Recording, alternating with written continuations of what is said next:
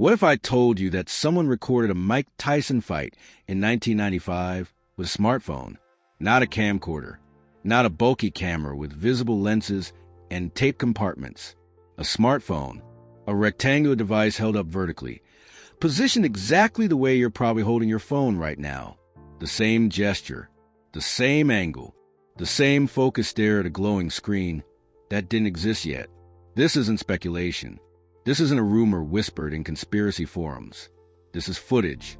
Real broadcast footage from a boxing match that happened 3 decades ago, capturing something that should be impossible. And the most terrifying part? No one has ever explained it. Not the broadcasting company. Not technology historians. Not the man himself, who vanished into the crowd as quickly as he appeared. Tonight, we're diving into one of the most documented and disturbing cases of technology appearing before its time. A moment frozen on tape that challenges everything we think we know about the linearity of time, the secrecy of technological development, and the possibility that someone, somewhere, has already seen our future.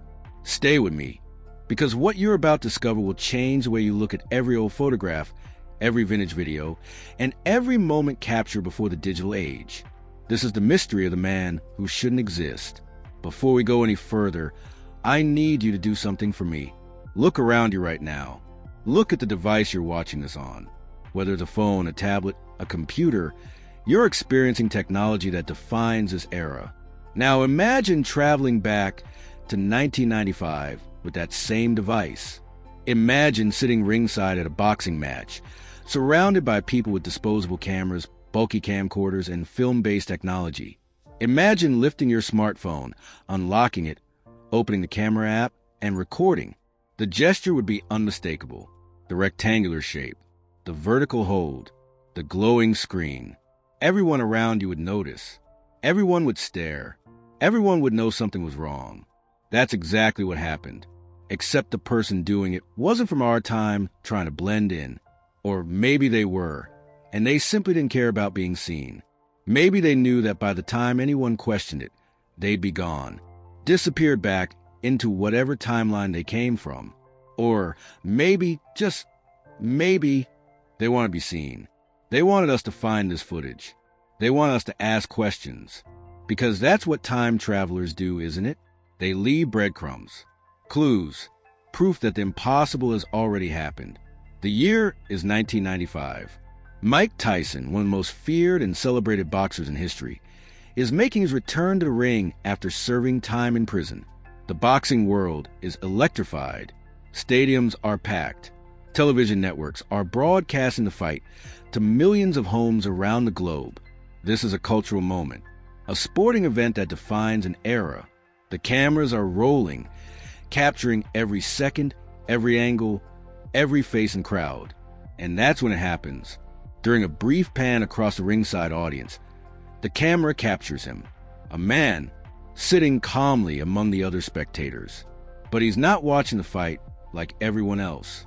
He's not cheering. He's not leaning forward in anticipation. He's holding something, a small rectangular object, both hands gripping it, positioning it vertically. His eyes are locked onto it, not on the ring. His posture is unmistakable to anyone living in the 21st century. He's recording. He's filming with a smartphone. But here's the problem. The first smartphone, the IBM Simon, was released in 1994, but it was a brick. Thick, heavy, with a tiny monochrome screen, and no camera.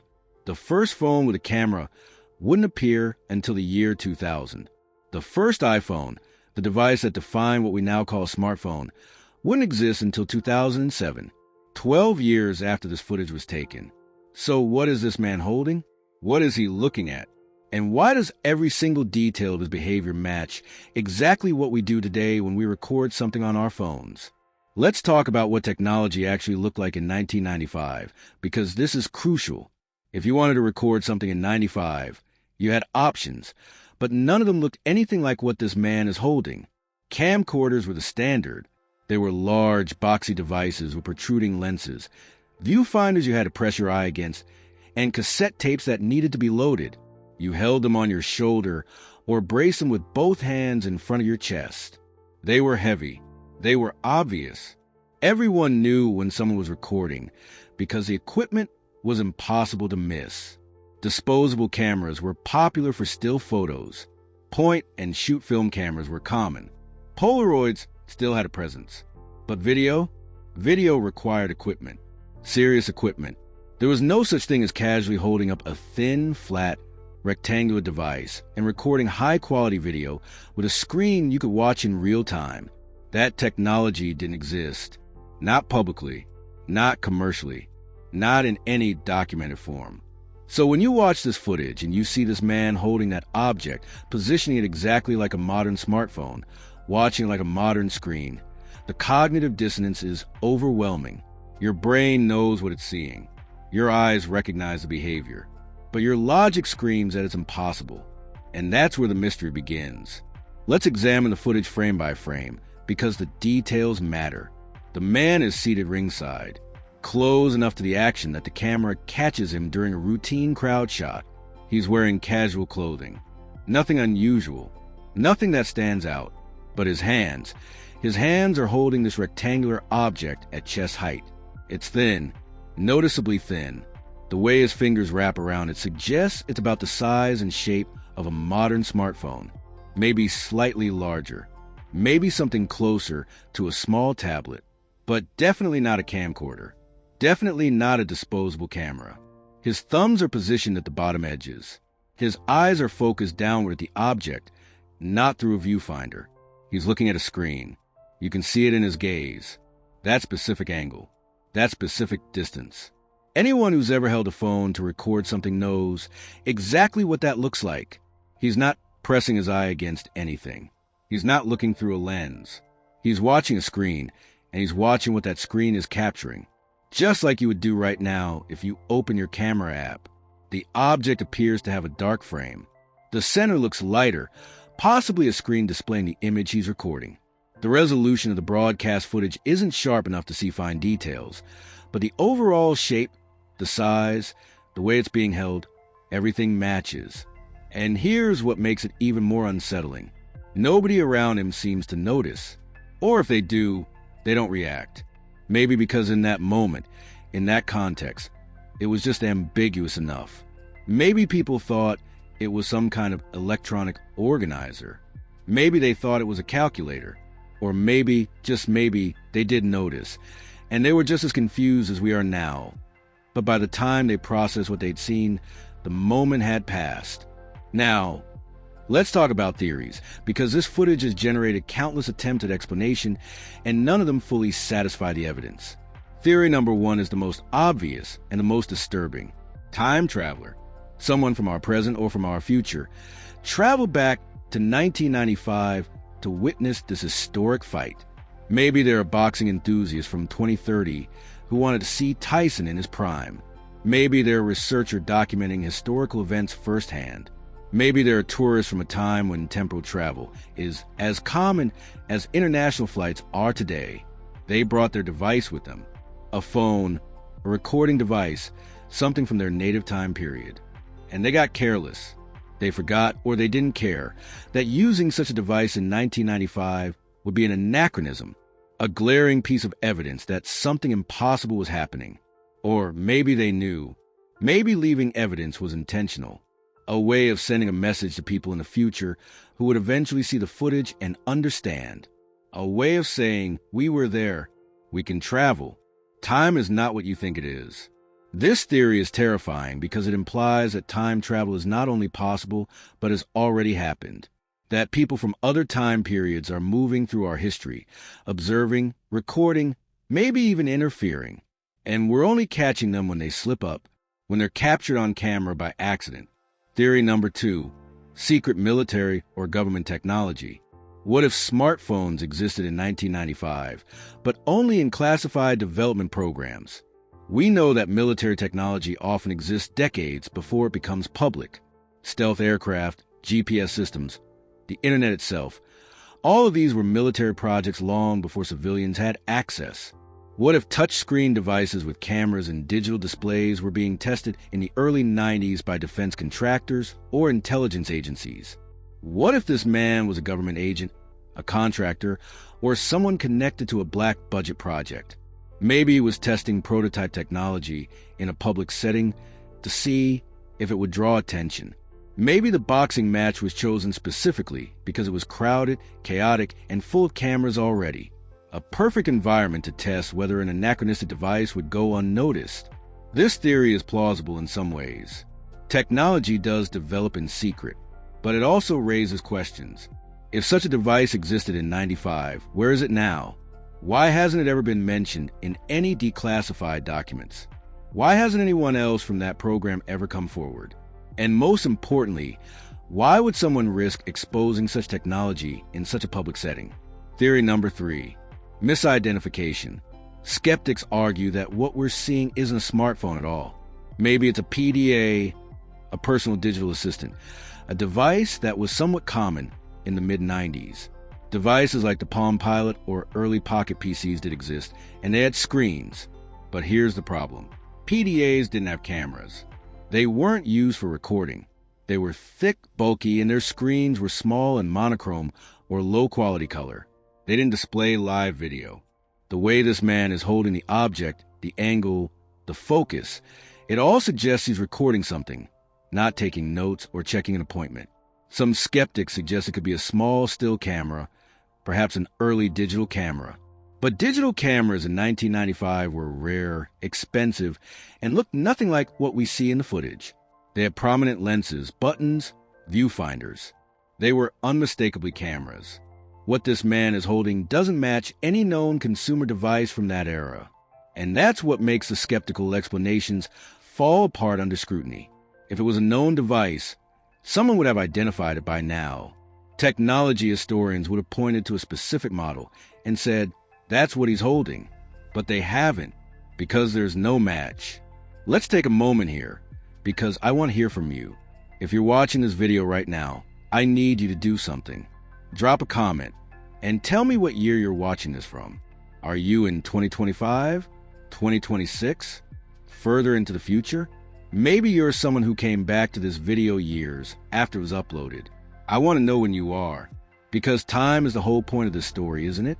The idea that someone could be somewhere they don't belong, watching something they shouldn't be able to see, recording a moment that exists outside their timeline. And here's the strange part. When you leave that comment, you're creating a timestamp, a digital record of when you were here. Just like that man at the Tyson fight created a record of when he was there, except his record doesn't make sense. His timestamp is broken. So go ahead, leave that comment. Tell me your year, and while you're at it, hit that like button and subscribe, because we're going even deeper into this mystery, and you're not going to want to miss what comes next. Now let's talk about what this footage represents on a deeper level. If this man truly was using technology from the future, what does that mean for us? What does it mean for history? One of the most fundamental assumptions we make about time is that it moves in one direction, forward. We remember the past. We experience the present. We anticipate the future. But we don't interact with other time periods. We can't reach back and change what's already happened. We can't reach forward and see what's coming. Or can we? Theoretical physics has long suggested that time travel might be possible. Einstein's theory of relativity allows for time dilation. The closer you move to the speed of light, the slower time passes for you relative to outside observers. Wormholes, theoretical tunnels through space-time, could potentially connect different points in time. Quantum mechanics introduces concepts like retrocausality, where effects can precede causes. These aren't fringe ideas. These are serious scientific theories proposed by credible physicists, but they've always remained theoretical, hypothetical, something that might be possible in principle, but not in practice. Not yet, not in our lifetime. But what if that assumption is wrong? What if time travel has already been achieved, and we're only now finding the evidence? What if the technology exists, but it's kept secret? What if there are rules, protocols, ways of traveling through time that prevent travelers from interfering too obviously? And what if this man at the Tyson fight broke those rules? What if he was careless, reckless, or intentionally leaving proof? Consider the implications. If time travel exists, then everything we think we know about cause and effect is questionable. If someone from the future can travel to the past, can they change it? And if they change it, does that create a new timeline or alter the existing one? The famous grandfather paradox asks, what happens if you travel back in time and prevent your grandfather from meeting your grandmother? Do you cease to exist? Or does the universe split into parallel timelines? Some physicists suggest that time travel is only possible if it's self-consistent, meaning you can go back in time, but you can't change anything that would create a paradox. Whatever you do in the past has already happened. It's already part of the timeline. So if this man traveled back to 1995 with a smartphone, maybe that was always part of history. Maybe that footage was always meant to exist. Maybe we were always meant to find it and ask these questions. That's a disturbing thought, because it means that our timeline might already include visitors from the future, observers who have seen how everything turns out. And we're only noticing them now because our technology, our cameras, our ability to preserve and analyze footage has finally caught up. There's another angle to consider. What if this isn't about time travel at all? What if it's about parallel realities? The many worlds interpretation of quantum mechanics suggests that every decision, every quantum event creates a branching of reality, a new universe where a different outcome occurs. What if this man isn't from our future, but from a parallel timeline where technology developed faster, where smartphones were invented in the early 90s instead of the 2000s? What if he somehow crossed over from that reality into ours, and this footage captured the moment of intersection? This theory is just as mind-bending as time travel, but it fits the evidence in a different way. It explains why the device doesn't match anything from our timeline, because it's not from our timeline. It's from a reality where history unfolded differently. And if realities can intersect, if people and objects can slip from one timeline to another, then what we think of as solid, fixed history is actually much more fluid and unstable than we ever imagined. Let's bring this back to something personal, something you can relate to. Think about the photos and videos you've taken in your life, the moments you've captured, birthdays, vacations, concerts, everyday moments that seemed insignificant at the time, but became precious later. Now imagine someone from 50 years in the future looking at those images. What would they see? What details would stand out to them as artifacts of your time period? Your clothes, your hairstyle, the technology you're holding, the cars in the background, the architecture. Everything in those images is a timestamp, a marker of when and where you existed. Now flip that around. When we look at old photographs and videos from the past, we do the same thing. We notice the details, the rotary phones, the CRT televisions, the cassette tapes, the fashion, everything that signals this is from that era. So when we see something that doesn't belong, something that doesn't match the timestamp, our brains reject it. We know something is wrong. That's what makes this footage so powerful. It's not just an unexplained mystery. It's a glitch in the matrix, a crack in the facade of linear time. And once you see it, you can't unsee it. You start looking for other examples, other moments where something doesn't quite fit, and you start to wonder, how many other glitches are out there? How many other pieces of evidence are hiding in plain sight, waiting for someone to notice? The footage from the Tyson fight has been analyzed countless times, enhanced, slowed down, examined frame by frame, and every analysis reaches the same conclusion. Whatever that man is holding, it looks like a smartphone. It's being used like a smartphone, and there's no satisfying conventional explanation. Some people have tried to debunk it by claiming the footage is fake, edited, manipulated. But here's the problem with that theory. This footage comes from a live broadcast. It aired on television in 1995. It's been verified by multiple sources. It exists in archives. If it were a hoax, it would require the hoaxer to have access to the original broadcast footage, to edit it seamlessly, and to somehow insert it into historical archives without anyone noticing. That's not impossible, but it's highly improbable. And it raises the question, why? What would be the motivation? There's no profit in creating such a hoax. No fame. No clear benefit. The footage only became widely discussed years later when internet communities started analyzing old videos for anomalies. If someone created this as a hoax in the 90s, They had no way of knowing it would eventually become famous. And they left no trace of their involvement.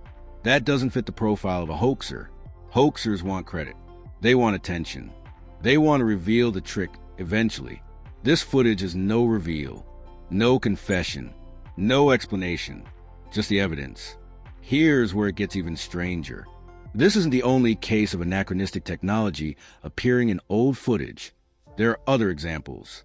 In a 1928 Charlie Chaplin film premiere, archive footage shows a woman walking past the camera, holding something to her ear and apparently talking. The gesture is unmistakable. She looks like she's on a cell phone. But cell phones wouldn't exist for another 50 years.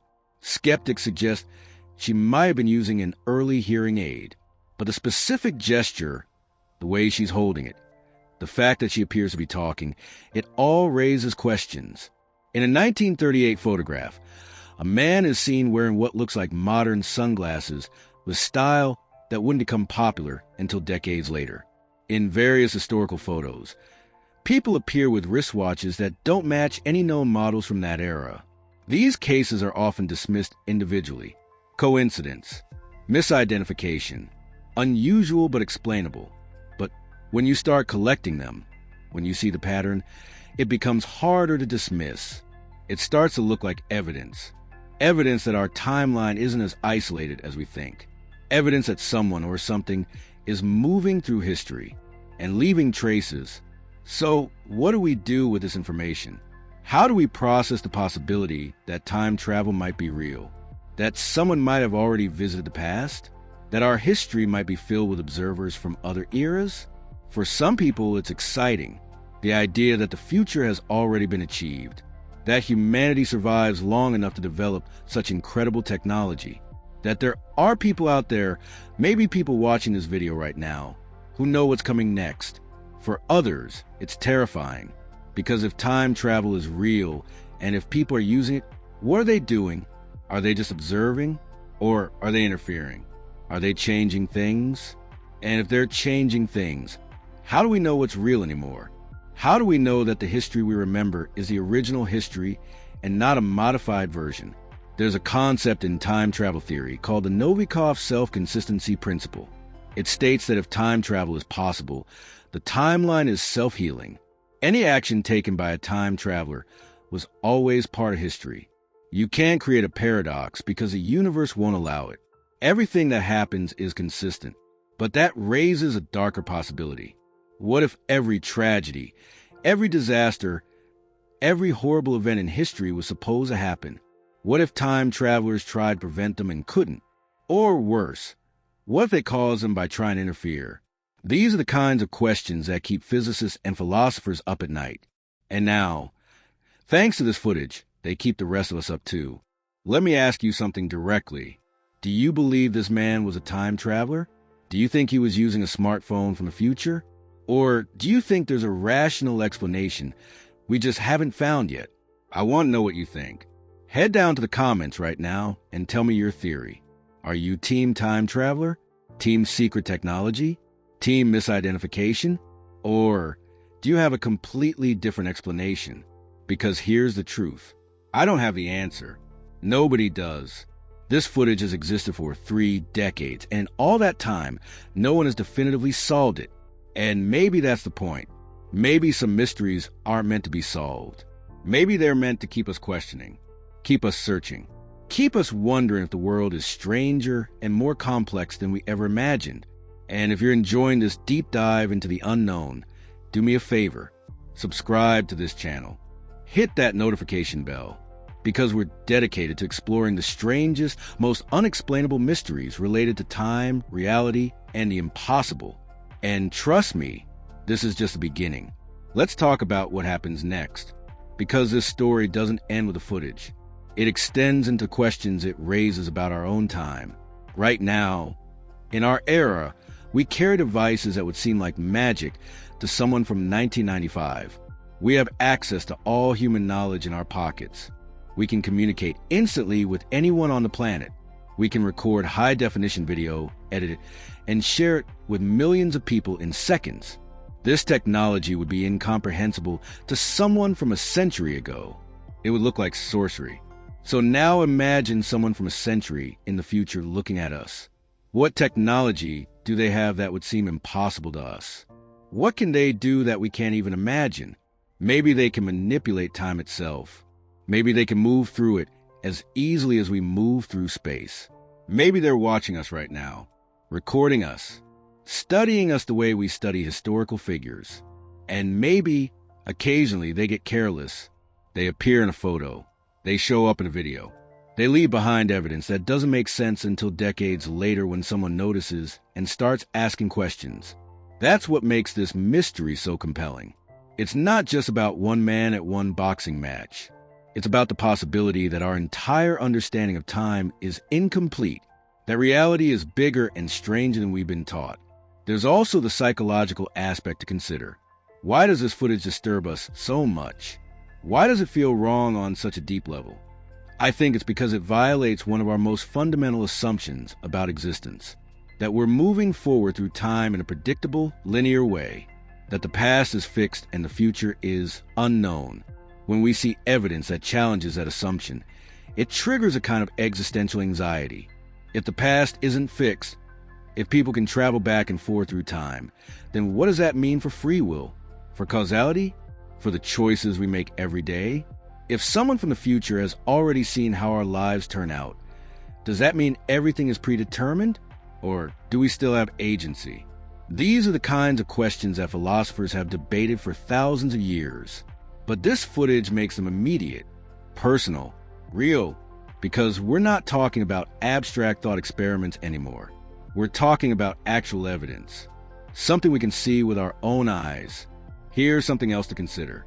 Why hasn't this man ever come forward? If this footage is misidentified technology, if he was holding some obscure device from the 90s that we've all forgotten about, why hasn't he or someone who knows him explained it? The footage has been online for years. It's been discussed in documentaries, articles, forums. If there were an innocent explanation, surely someone would have provided it by now. The fact that no one has suggests one of two things. Either the man doesn't exist in our timeline anymore, meaning he was a time traveler who left, or he exists but has very good reasons for staying silent. Maybe he's bound by secrecy. Maybe he's part of a program that can't be revealed. Or maybe he's just as confused as we are about what happened that day. Maybe he doesn't even remember being there. Time travel paradoxes can get complicated. What if he hasn't traveled back yet from his perspective? What if, in his timeline, he's living in the 2040s, and one day he'll decide to go back to 1995, not knowing that he's already been caught on camera? The temporal mechanics make your head spin, don't they? Let's bring this to a conclusion, but not a neat one, because that's not what the story deserves. The mystery of the man at the Mike Tyson fight in 1995 remains unsolved.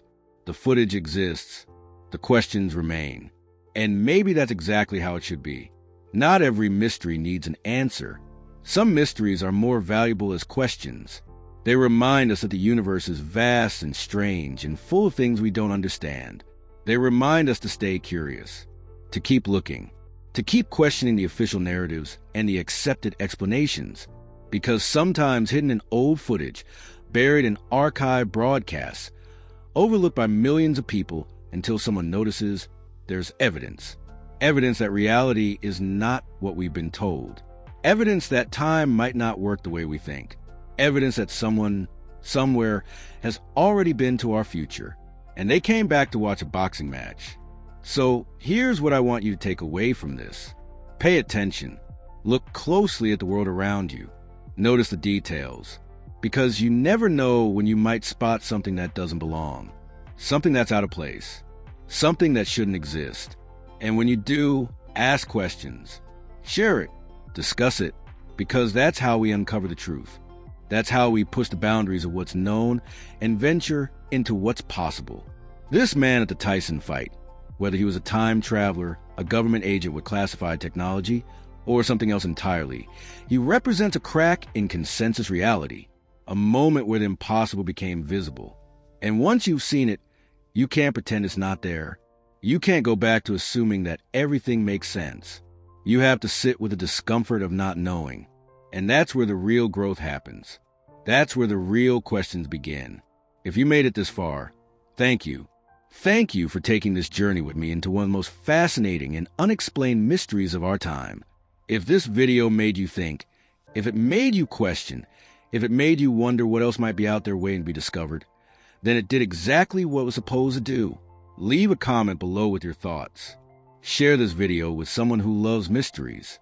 Subscribe so you don't miss our next deep dive into the impossible. Because there are more stories like this, more evidence, more questions, and we're going to explore all of it together. The man at the Tyson fight may never be identified. His device may never be explained, but his presence in that footage is permanent. A reminder that the universe is far stranger than we imagine. And maybe, just maybe, time is not a straight line. Maybe it's a circle, or a web, or something even more complex. Maybe past, present, and future are all happening at once. And we're only perceiving them sequentially because our minds can't handle the full truth. Whatever the answer is, one thing is certain. We're not done searching. We're not done questioning. And we're not done discovering the impossible. Until next time, keep your eyes open, because you never know when you might catch a glimpse of something that shouldn't be there. Something from another time, another reality, another version of the truth that we've been missing all along.